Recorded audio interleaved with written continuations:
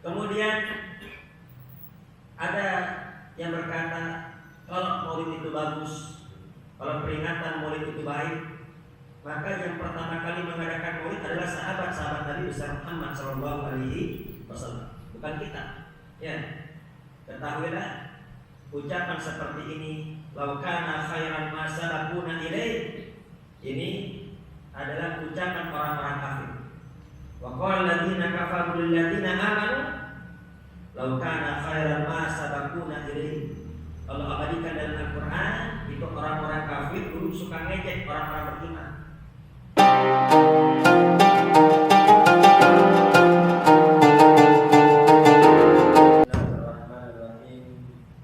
Assalamualaikum warahmatullahi wabarakatuh. Waalaikumsalam warahmatullahi wabarakatuh. Alhamdulillah, alhamdulillahilladzi hadana lihada wa ma kunna linahtadiya laula an hadana Allah. Allahumma sholli ala sayyidina Muhammadin al-fatih lima ughliqa wal khatim lima sabaq nasrul haqqi bil haqq wal hadi ila siratikal mustaqim wa ala alihi wa sahbihi haqqa qadrihi wa miqdarihi al-azim. Amma ba'du. Yang saya hormati para orang tua, para sesepuh, para asatidzah, para Bapak Haji Syarif, para Ustaz Asma, para Ketua RW 010, para Bapak Mundir, para Ustaz Hasbullah, khusus para ibu kita, para Ustaz Dr. Andes Muhammad Sani. Kita doakan guru kita semoga Allah panjangkan umurnya, Allah sehatkan badannya, dipermudah segala urusannya.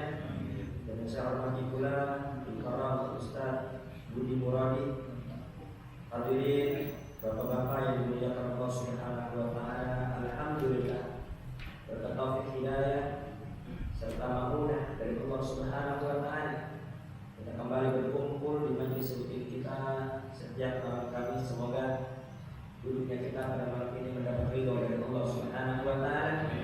Allah ampuni segala dosa-dosa kita, Allah kabulkan segala hajat-hajat kita, baik hajat dunia maupun hajat akhirat. Semoga dipermudah oleh Allah Subhanahu wa taala.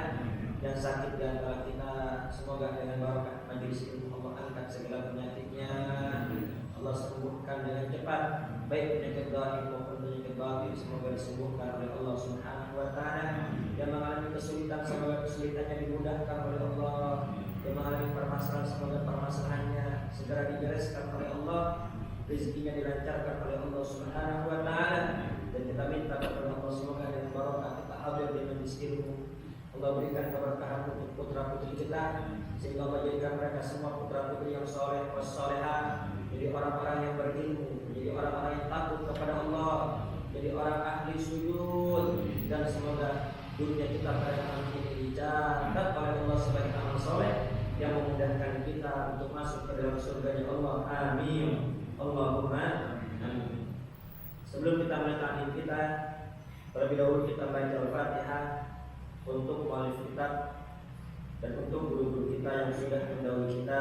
Al-Fatihah Al-Ruhi Al-Habib Ahmad bin Hasan Fattah, Ustaz Amin bin Tukas Al-Malik, Ustaz Sulaiman Al-Nur bin Hajar Al-Aswad, dan Imam Al-Bukhari, Habib Saleh bin Musa Al-Hamid bin Ubar Gresik, Syekh Muhammad Salim, Syekh Al-Qadar Al-Jalani, Amurabiru ila al-Hamid Hamid Najib, Syekh Musa Jamil Awliya wal-Qattab Al-Abdiyah wal-Qawta, Syekh Qadir Al-Solihin, Demi abadina, ummahatina, ajadadina, ajadatina, Waqsan al-Masjid al-Masjid Al-Mahmud al-Jimmi Al-Jabal wa ya Rabbi Nabi Muhammadin sallallahu alaihi wasallam. Al-Fatihah. A'udzubillahi minasyaitonir rajim. Bismillahirrahmanirrahim. Alhamdulillahi rabbil alamin arrahmanir rahim maliki yaumiddin. Iyyaka na'budu wa iyyaka nasta'in. Ihdinas siratal mustaqim. Shiratal ladzina an'amta 'alaihim ghairil maghdubi 'alaihim waladdallin. Alhamdulillah, pada saat ini kita sudah berada di di bulan Rabiul Awal, bulan kelahiran Nabi besar Muhammad sallallahu alaihi wasallam. Orang-orang beriman setiap datang bulan Rabiul Awal pasti di hatinya datang kerinduan, kebahagiaan, kesenangan karena teringat akan Nabi besar Muhammad sallallahu alaihi wasallam. Setiap datang bulan Rabiul Awal pasti ada dua kelompok. Yang pertama kelompok pecinta dan yang kedua kelompok pembenci. Ada yang bahagia, ada yang sedih.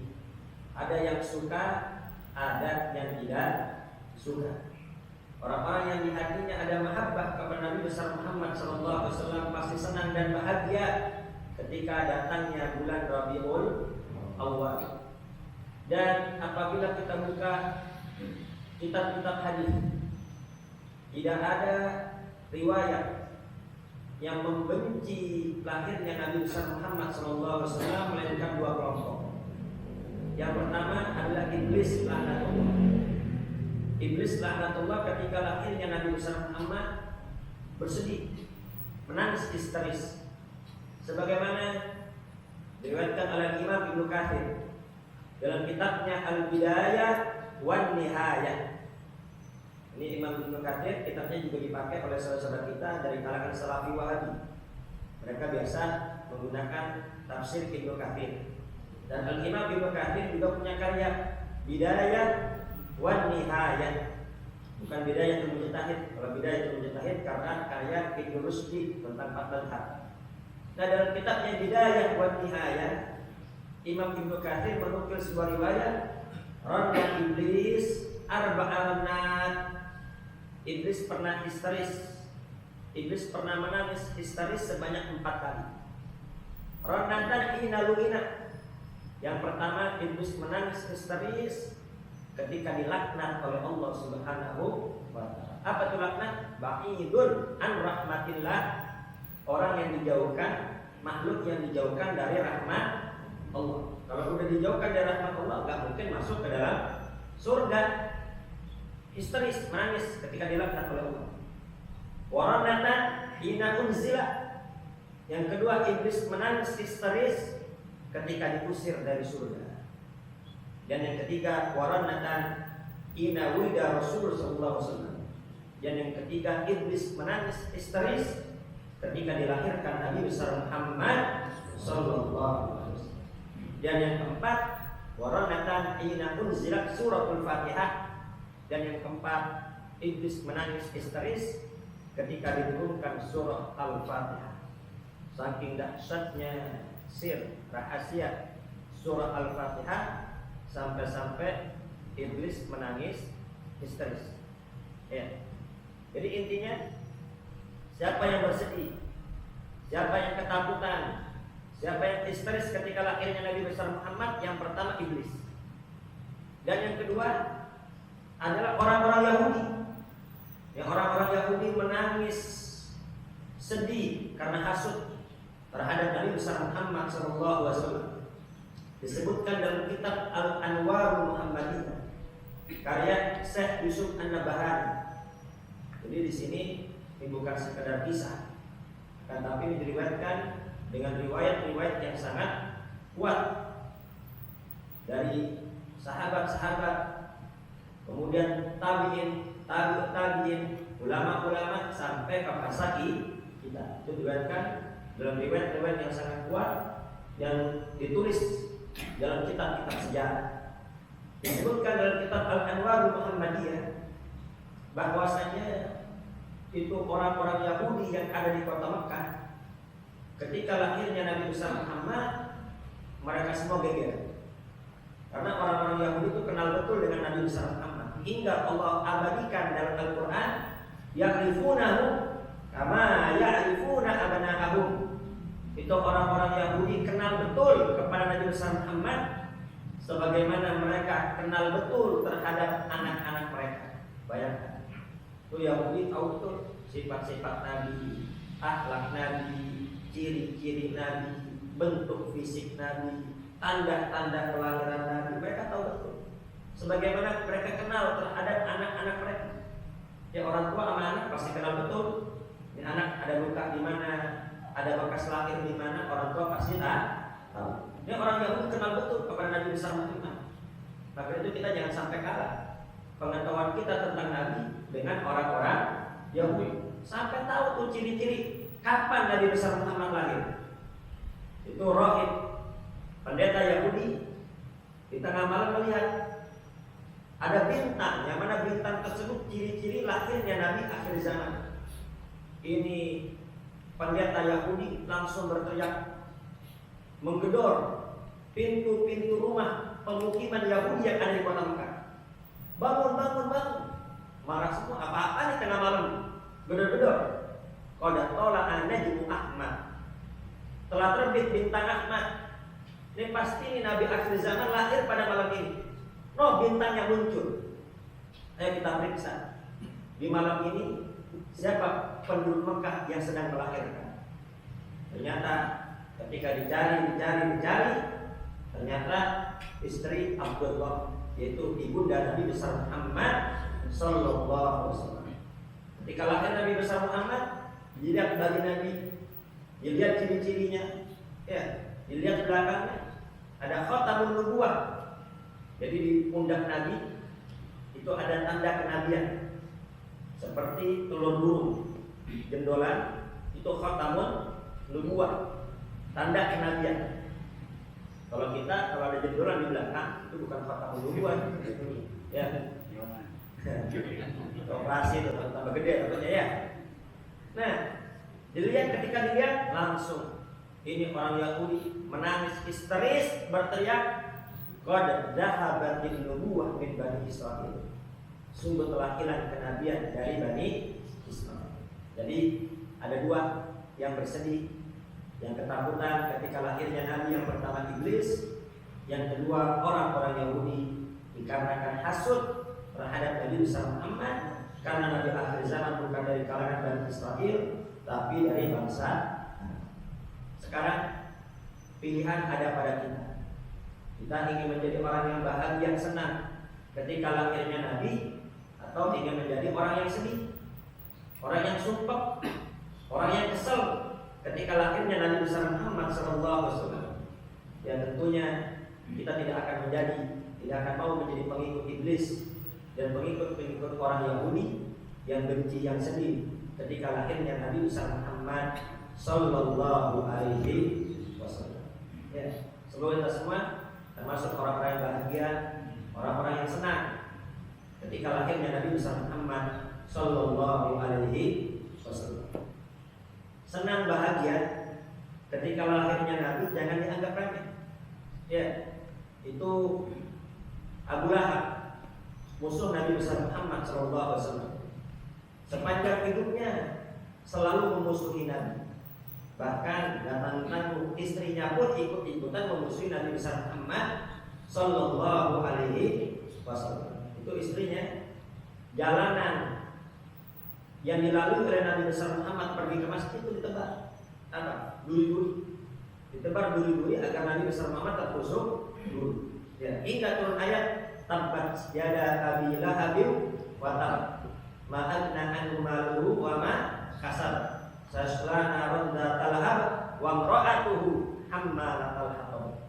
Itu sampai istrinya nanti akan bawa kayu bakar api sebagai balasan dulunya suka menebar duri di jalan yang dilalui oleh Nabi besar Muhammad sallallahu alaihi wasallam. Istri namanya Ummu Jamil. Apa namanya Ummu Jamil? Ibu yang cantik, tetapi cantiknya fisik tidak disertai dengan cantiknya hati. Hatinya busuk, selalu memusuhi Nabi besar Muhammad sallallahu alaihi wasallam. Nah, ini Abu Lahab sepanjang usianya selalu memusuhi Nabi. Tapi ketika dilahirkannya Nabi besar Muhammad sallallahu alaihi wasallam, dia pernah gembira. Jadi budaknya Thuwaibah Al-Aslami. Ini Thuwaibah budaknya Abu Lahab. Ketika lahirnya Nabi, langsung pulang memberi kabar kepada tuannya, kepada Abu Lahab, wahai tuan, telah lahir ponakan engkau, namanya Muhammad. Bilang Abu Lahab, dia ponakan sama kayak ini Abu Lahab mama Nabi. Ketika lahir Nabi girang dia, saking girangnya engkau merdeka. Itu Thuwaibah yang ngasih kabar dimerdekakan oleh Abu Lahab. lah engkau sekarang merdeka. Saking senang. Kemudian berkat senangnya itu dia mendapat keringanan adab nanti di dalam api neraka Allah Subhanahu wa taala. Diriwayatkan dalam Sahih Bukhari. Itu Sayyidina Abbas bermimpi. Jadi dalam Sahih Bukhari. Jadi kalau ada yang mengatakan riwayat tidak jelas, ya itu orang tidak mengerti hadis. Ya, karena ini hadis diriwayatkan dalam Sahih Bukhari. Sayyidina Abbas paman Nabi sama-sama dengan Abu Lahab, ya berarti apa? Saudara. Ketika sudah wafatnya Abu Lahab, ini Sayyidina Abbas bermimpi berjumpa dengan Abu Lahab. Ya Abu Lahab, bagaimana kabarmu? Apa jawaban Abu Lahab? Siksa yang terus menerus. Kenapa? Ya sepanjang hidup kafir, sepanjang hidup selalu memusuhi Nabi besar Muhammad Sallallahu Alaihi Wasallam. Siksa yang terus menerus, siksa yang tidak henti. Hanya saja setiap hari Senin aku selalu mendapat keringanan adab. Kenapa aku bisa dapat keringanan adab? Karena dulu aku pernah sekali gembira ketika lahirnya Nabi besar Muhammad Sallallahu Alaihi Wasallam.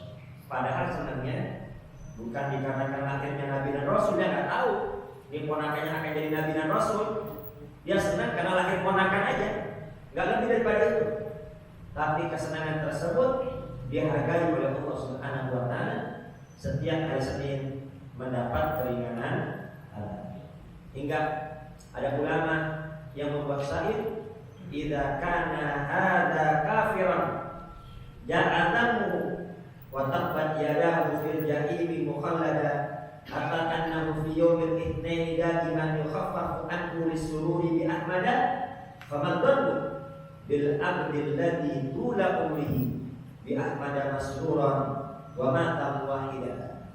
Law kana hadza kafiran, kalau orang kafir, si kafir saja, si Abu Lahab yang tabbat yadahu fil jahimi mukhallada, yang sudah divonis, turun Al-Quran surat khusus, ya surat khusus untuk Abu Lahab. Tentang apa? Bahwasanya Abu Lahab akan menjadi penghuni neraka. Sudah divonis. Orang yang masih hidup tapi sudah divonis akan masuk neraka. Padahal banyak ya sahabat-sahabat Nabi yang tadinya kafir, yang tadinya memusuhi Nabi, berubah menjadi sahabat-sahabat Nabi besar Muhammad, berubah menjadi penolong Nabi besar Muhammad.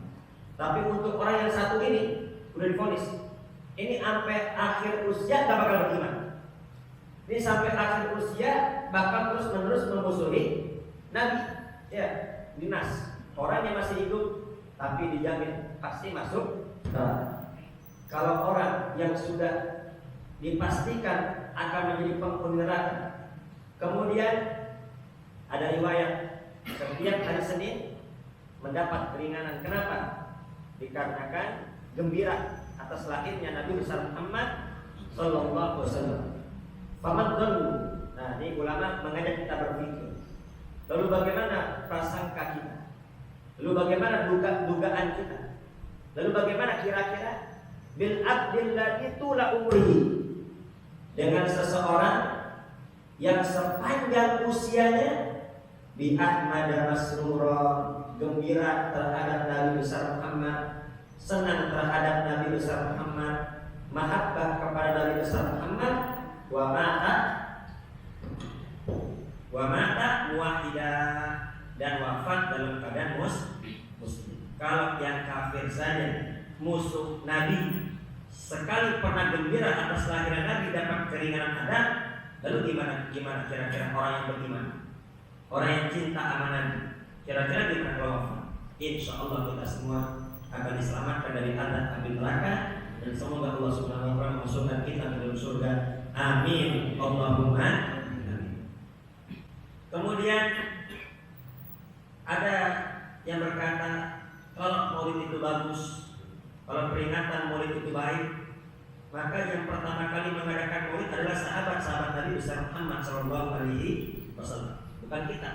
Ya, ketahuilah ucapan seperti ini, laukana khairan ma sabaquna ilaih, ini adalah ucapan orang-orang kafir. Wa qala alladziina kafaru lil ladziina aamanu Lau kana khairan ma sabaquna ilaihi. Allah abadikan dalam Al-Quran itu orang-orang kafir dulu suka ngejek orang-orang beriman. Ya, siapa yang ngejek? Orang-orang kafir, para pembesar. Abu Jahal, Abu Lahab, mengejek Bilal, mengejek Ammar, ya, mengejek sahabat-sahabat yang budak. Kalau Islam itu benar, kalau Muhammad itu benar, kalau Al-Quran itu benar, bukan ente yang pertama kali masuk Islam, tapi kami yang pintar-pintar. Tapi kami para tokoh-tokoh yang pertama kali masuk ke dalam agama Islam. Itu ucapan orang kafir, ngejek orang beriman. Ini ucapan sekarang dijadikan bahan untuk ngejek orang-orang yang merayakan peringatan Maulid. Berarti nyontoh siapa tuh? Nyontoh orang-orang kafir. Ketahuilah, para sahabat Nabi gak butuh Maulid Nabi. Kenapa? Karena mereka hidup sejaman dengan Nabi. Mereka berjumpa langsung dengan Nabi, belajar langsung dengan Nabi, dididik langsung dengan Nabi, makan bersama Nabi, duduk bersama Nabi, berjuang bersama Nabi, sampai tidur juga bersama. Kehidupan Nabi ada di tengah-tengah mereka. Mereka udah gak butuh maulid. Lagi pula mereka sibuk berjuang. Yang butuh maulid kita. Kenapa? Kita gak kenal Nabi, kita gak sezaman dengan Nabi, kita gak belajar langsung dengan Nabi. Kalau tidak ada peringatan maulid, maka kita gak akan kenal dengan Nabi besar Muhammad sallallahu alaihi wasallam. Gak usah jauh-jauh. Ya, tempo hari sebelum corona ada seorang penceramah yang mana peringatan maulid yang seharusnya memuji Nabi besar Muhammad justru merendahkan Nabi besar Muhammad. Nabi dibilang rembeslah. Seandainya di Arab ada jambu yang mungkin waktu kecil nyolong jambu, yang dengerin ketawa, yang dengerin bukannya marah, ketawa. Berarti ya, banyak gak yang gak kenal Nabi? Ya, sampai penceramahnya pun gak kenal Nabi yang katanya bus. Jadi ini kita penting membuat peringatan Maulid Nabi besar Muhammad agar apa? Agar kita semakin kenal dengan Nabi besar Muhammad sallallahu alaihi wasallam. Karena semua yang ada di muka bumi ini, yang ada di langit maupun yang ada di bumi, semua kenal kepada Nabi besar Muhammad sallallahu alaihi wasallam, kecuali dari kalangan manusia dan jin yang jauh dari Allah Subhanahu wa taala. Diriwayatkan dalam Sahih Muslim bahwasanya suatu hari Nabi besar Muhammad tanawwala Nabi sallallahu alaihi wasallam sab'a haswayat. Rasul pernah ngambil 7 butir batu. Diambil 7 butir batu, fasabbahna fi yadihi. Ternyata tuh batu bertasbih di tangan Nabi. Tsumma wada'ahunna fi yadi Abi Bakar As-Siddiq. Kemudian dioper ke tangan Sayyidina Abu Bakar. Fasabbahna fi yadihi. Bertasbih juga di tangan Sayyidina Abu Bakar. Tsumma wada'ahunna fi yadi Utsman. Tsumma wada'ahunna fi yadi Umar. Diletakkan, dioper ke Sayyidina Umar. Fasabbahna fi yadi. Bertasbih di tangan Sayyidina Umar. Tsumma wada'ahunna fi yadi Utsman. Fasabbahna fi yadi. Dioper lagi ke Sayyidina Utsman. Itu batu 7 batu bertasbih di tangan Sayyidina Utsman. Tsumma wada'ahunna fi aydina. Kemudian dikata sahabat, itu batu dioper ke kita. Ya, dioper ke kita. Walam yusabbihna ma'ana ahadun. Ya, itu batu gak bertasbih sama sekali di tangan kita. Padahal di tangan Nabi bertasbih, di tangan Sayyidina Abu Bakar bertasbih, di tangan Sayyidina Umar, di tangan Sayyidina Utsman bertasbih. Fasami tasbihahunna man fil khalaqah. Yang dengar tasbihnya semua yang ada di perkumpulan tersebut dengar tasbihnya batu. Ya, kenapa? Karena batu kenal sama Nabi. Dioper ke tangan Sayyidina Abu Bakar, Sayyidina Umar, Sayyidina Utsman masih bertasbih. Tapi dioper ke sahabat yang lain, setelahnya udah beda. Ya, keimanannya udah beda, enggak bertasbih lagi. Batu kenapa? Karena Nabi besar Muhammad sallallahu alaihi wasallam. Bahkan Al-Imam Muslim juga meriwayatkan dalam kitab sahihnya bahwasanya Nabi pernah bersabda, "Inni la a'rifu hajaran di Makkah kana yusallimu alayya." Ya, aku masih ingat dulu ada batu yang mengucapkan salam kepadaku qabla an tub'at. Sebelum aku diutus, berarti sebelum berumur 40 tahun. Dulu di Makkah ada batu yang suka mengucapkan salam kepadaku. Inilah aku tulaan. Aku sampai sekarang masih ingat tuh batu yang suka bertasbih amahan. Kalau batu aja, ya, kalau batu mengucapkan salam sama Nabi, Nabi masih ingat, Nabi masih kenal. Lalu bagaimana dengan kita umatnya? Kalau kita terus-menerus bersalawat, kalau kita terus-menerus mengucapkan salam, pasti Nabi besar Muhammad akan kenal, akan ingat kepada kita, dan di akhirat kita akan mendapat syafaat dari Nabi besar Muhammad Sallallahu Alaihi Wasallam. Bahkan itu Sayyidina Ali bin Abi Thalib pernah bercerita, ya, aku pernah kunna amshi ma'an Nabi Sallallahu Alaihi Wasallam di Makkah. Dulu aku pernah berjalan bersama Nabi besar Muhammad di kota Makkah. Famastaqbala musyajarun wala hajarun illa wa qala assalamu alayka ya Rasulullah. Ini kata Sayyidina Ali. Dulu aku pernah jalan bersama Nabi besar Muhammad. Itu setiap melewati pohon, setiap melewati batu, itu pasti batu dan pohon mengucapkan assalamu alayka ya Rasulullah. Semua mengucapkan salam. Semua kenal kepada Nabi besar Muhammad sallallahu alaihi wasallam. Kalau kita gitu gimana? Pulang dari sini tiba-tiba ada pohon, salam sama kita, assalamualaikum. Ya, kira-kira kabur apa kita? Kabur. Bahkan disebutkan dalam sejarah itu setiap pohon kalau Nabi lewat semua nunduk. Ya, Nabi udah selesai lewat berdiri lagi. Nabi lewat lagi nunduk lagi.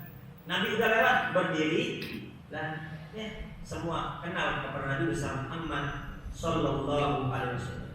Kalau kita jalan tiba-tiba pohon nunduk, kita jangan kepedean, lihat ya, pohon hormat sama gua, ya, kabur. Nah, itu pohon mau roboh berarti, ya, itu pohon mau roboh. Batu, pohon kenal kepada Nabi besar Muhammad Sallallahu Alaihi Wasallam.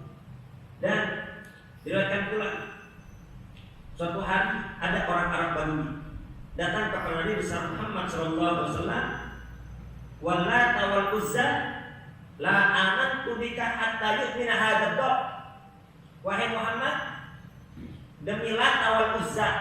Ini Lata wal Uzza adalah patung yang paling besar yang ada di kota Mekah, yang ada di keliling Ka'bah. Dulu Ka'bah ada 360 patung, banyak 360 patung. Yang paling gede Lata wal Uzza. Demi Tuhan Lata dan Uzza, aku enggak akan beriman kepada engkau wahai Nabi besar Muhammad sampai ini biawak beriman kepada engkau. Bayangin, mana bisa biawak beriman? Ya. Anehnya sekarang banyak yang ngaku Nabi, kok nggak ada yang ngetes?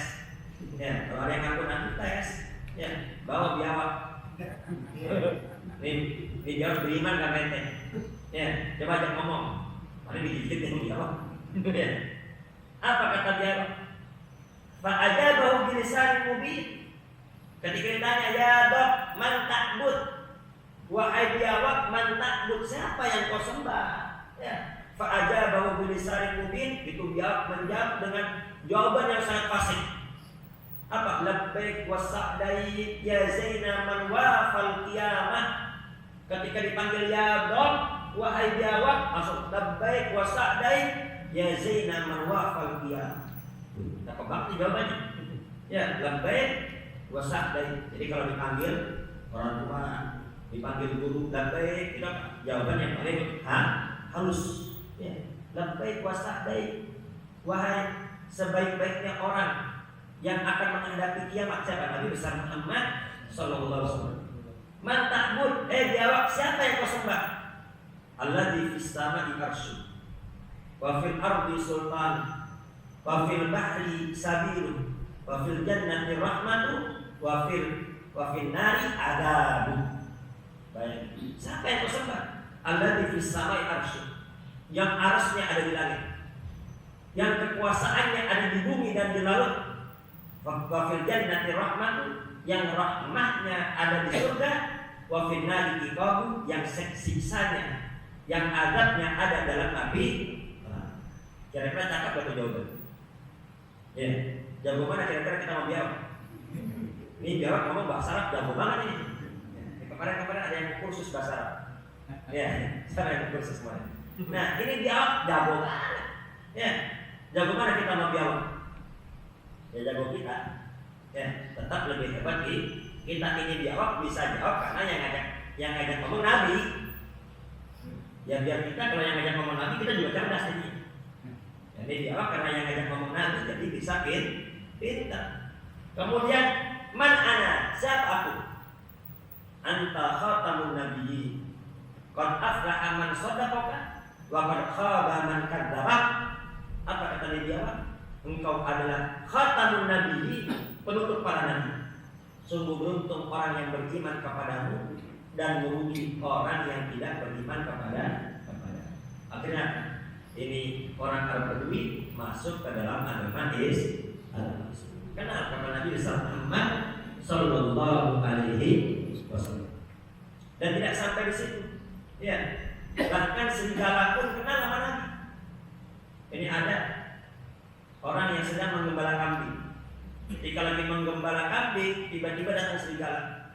Itu serigala ngegondol satu kambing, satu anak kambing digondol dibawa kabur. Diubar sama yang punya. Diubar sama yang punya sampai mentok di gunung. Mentok mau kabur kemana? Ya, langsung apa? Ini serigala ngelepas gigitannya dan ngomong pakai bahasa Arab. Ala tattaqillah, la tunzi minni rizqan ilayya. Bertakwalah engkau kepada Allah. Takutlah engkau kepada Allah. La tunzi minni rizqan saqahullahu ilayya. Jangan kau rampas rezeki yang sudah Allah berikan kepada aku. Ini rezeki Allah dan ini rezeki aku dari Allah. Ya. Kemudian apa? Kaget yang punya. Faya ajaba adbi'u yukallimuni bi kalamil insi. Ini aneh, ini ajaib ini. Ada serigala bisa ngomong seperti manusia. Ini berani juga nih orangnya. Coba kalau kita begitu. Serigala tiba-tiba bisa ngomong, wah ini mah jadi-jadian ini. Kabur kita. Ya kata dia, ini aneh ini. Ada serigala bisa ngomong seperti manusia. Apa kata dia? Anta a'jab minni. Engkau mandang aku aneh. Yang lebih aneh ente. Ya, yang lebih aneh ente. Di belakang gunung ini ada nabi akhir zaman lagi perang sama orang-orang, sama musuh-musuhnya. Lagi perang sama musuh-musuhnya, ente asik sama kambing-kambing ente. Soalnya bantuin. Ada nabi akhir zaman. Kata dia, kaifa bigonani? Kalau aku ikut perang, kambing aku habis sama serigala macam lu. Ya. Kalau gue ikut perang, kambing gue habis sama lu. Apa kata dia? Anak hatta target, gak usah khawatir. Gue yang jagain sampai lu balik. Kata serigala, aneh jagain sampai ente balik. Yang benar ente, benar. Akhirnya apa? Dia benar, dia ke balik gunung, benar. Ada nabi akhir zaman sedang berperang. Dia ikut pasukan Nabi Muhammad Sallallahu Alaihi Wasallam. Selesai perang, diceritakan Nabi. Nabi Muhammad, aku ini tahu perang dari siapa? Dari serigala. Tadi aku sedang menggembala kambing, ada serigala nyolong kambing aku. Ya, katanya ada nabi akhir zaman sedang perang. Nah, sekarang kambing-kambing aku dia jaga. Apa kata Nabi? Irji, tadi dah dua friha. Sudah balik kok. Insya Allah kambing-kambingmu aman. Benar, pas balik itu serigala lagi jagain tuh kambing-kambing. Dia heran, ya Allah, semenjak kapan serigala damai sama kambing? Semenjak kapan serigala damai sama? Apa kata dia? Semenjak pemilik kambing berdamai dengan pencipta serigala, siapa? Allah Subhanahu wa ta'ala. Jadi kalau urusan kita sama Allah beres, maka semua urusan kita akan dibereskan oleh Allah Subhanahu wa ta'ala. Ya, jadi ini saya sebutkan teks hadisnya agar apa? Bahwasanya ini bukan cerita belaka, bukan hanya dongeng yang tidak ada sanad riwayatnya, akan tapi ini semua ya tersusun didapatkan dari ulama ke ulama sampai Nabi besar Muhammad Sallallahu Alaihi Wasallam. kitab Hujjatullah al-alamin fi mu'jizati sayyidil mursalin. Ya, Hujjatullah al-alamin. Apa? Dalil Allah untuk semesta alam mengenai mukjizatnya Nabi besar Muhammad sallallahu alaihi wasallam. Dan tidak hanya itu. Bahkan ada orang Arab Badui ketika diajak oleh Nabi besar Muhammad sallallahu alaihi wasallam, da'an Nabi sallallahu alaihi wasallam ila Islam. Nabi mengajak seseorang, da'an Nabi rajulan ila Islam. Nabi mengajak seseorang untuk masuk Islam. Apa kata dia? La amantu bika hatta tuhyili ibnati. Wahai Nabi, aku gak mau beriman kepada engkau kecuali satu syarat. Kau bisa menghidupkan putriku yang sudah wafat. Ya, kan selama ini kan kita tahu Nabi yang bisa menghidupkan orang mati hanya Nabi Isa. Ketahuilah, semua mukjizat yang dimiliki oleh nabi-nabi terdahulu, Nabi juga bisa. Bahkan lebih bisa. Kenapa? Karena Nabi besar Muhammad Sayyidul Anbiya wal Mursalin. Pimpinan Nabi dan pimpinan Rasul adalah Nabi besar Muhammad.